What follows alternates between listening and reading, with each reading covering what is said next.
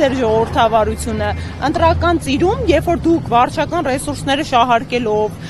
ամեն շաբաթ կիրակի գնում քարոզչություն եք իրական, երբ որ դուք ամբողջ օրը ես չեմ հասկանում, այդ մարդիկ երբ են ընդհանրապես աշխատում, ամբողջ օրը մեզ նվիրված ռիլեր ու տեսանյութեր են նկարում մեր քաղաքական ուժին, այդ դրան զուգահեռ իրականությունում